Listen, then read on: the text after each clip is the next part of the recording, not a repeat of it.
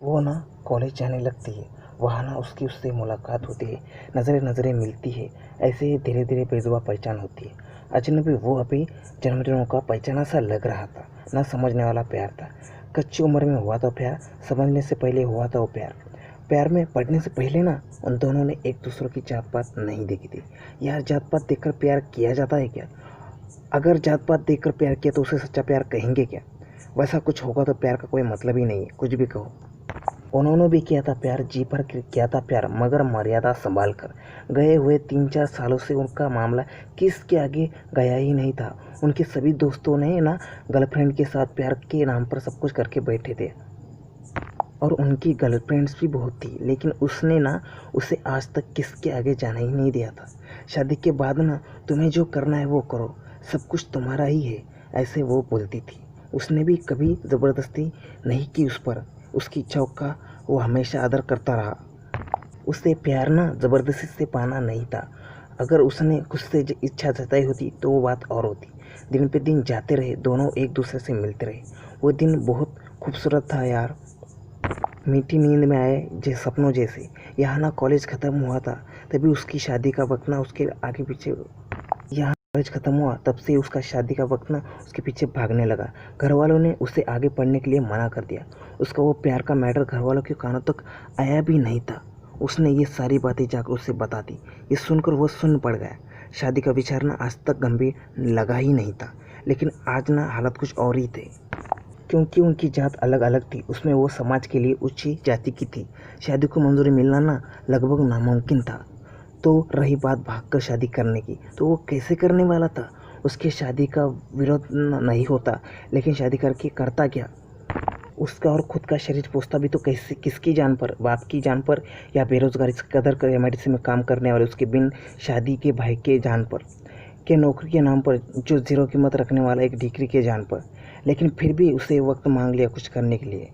लेकिन उसके और उसके माँ बाप के पास वक्त नहीं था उसके लिए रुकने को। और एक दिन ना उसकी शादी की बारात ना उसके ही घर के पास से जा रही थी। वो ना अभी बारात के घोड़े के पास जाकर सुन होकर नाच रहा था। एक ही पल में ना वो पराई हो गई थी। वो धोखा ना उसे जान पर लगा था। वो भी शौक से शादी नहीं कर रही थी। आखिरी पलों तक उसकी वो घूमने वाली नज़र ना उस गर्दी में होने वाले औरों में उसे ही ढूंढ रही थी। लेकिन वो आया ही नहीं।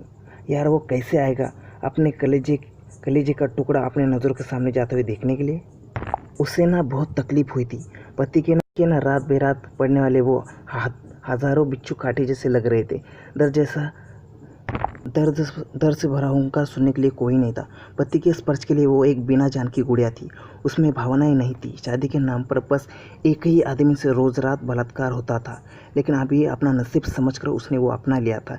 धीरे धीरे ना उसके ससुराल की गाड़ी पटरी पर आ गई थी। तब तक 2 साल हो चुके थे, लेकिन वो माँ नहीं बन पाई थी। सास इसके लिए उसके पीछे हाथ धोकर पड़ी थी। फिर यहाँ वो पढ़ाई पूरी करके नौकरी की तलाश में था, और उसे ना पहले बारी में नौकरी मिल भी गई थी। मगर शादी अभी उसके दोस्तों की हो रही थी। कुछ दोस्तों ने कहा, 3-4 साल में तुमने कुछ भी नहीं किया और तुमने उसे ऐसे ही जाने दिया? कितना पागल है रे तू, खाया पिया कुछ भी नहीं, अलग अलग बोल के मजाक उड़ाना शुरू कर दिया था। उसे ना अब उसके एहसास खटकने लगा था। सच में मुझसे कोई गलती हुई थी क्या? दोस्तों ने जैसा कहा वैसा मुझे करना चाहिए क्या? विचार जहरीले सांप के जैसे चुभ रहे थे। यार, वो मुझे चाहिए किसी भी कीमत पर।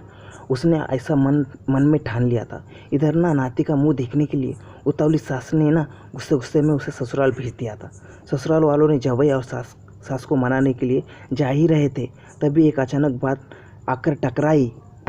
उसके पति के मोबाइल में ना किसी ने तो भी उसकी पत्नी और उसके प्रेमी के शादी से पहले के फोटोग्राफ भेज दिए थे।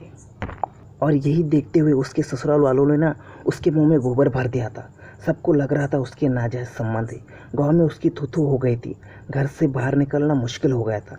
पति ने छोड़ दिया था। उसे ये सदमा बर्दाश्त नहीं हुआ था। औरत के बदन पे उड़ाए वो शितोड़े उसे ना जिंदगी जीना मंजूर नहीं था। अब प्यार नाम से नफरत हो गई थी। इसलिए उसने पंखे से लटक कर अपनी जान दे दी थी।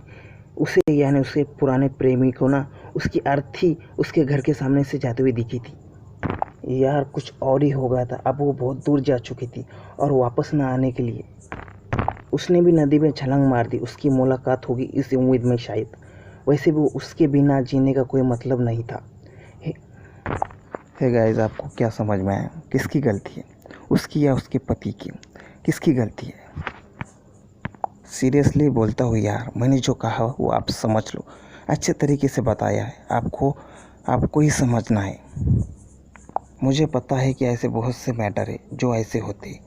किसी एक को लगता है यार मुझसे वो प्यार करती थी और किसी के साथ शादी करके चले गए, मैं कैसे जीऊँगा? करने से, वीडियो फ़ोटो भेजने से वो आपको वापस मिलेगी क्या? नहीं ना। इस कहानी जैसे ही होने वाला है। अब आपको समझ में आ गया होगा, सिर्फ इतना ही कहूँगा, बाकी आप पर है, आपको क्या करना है। पसंद आया तो लाइक कमेंट ज़रूर करें, शेयर करें। जाते जाते इतना ही कहूँगा, जय हिंद जय भारत।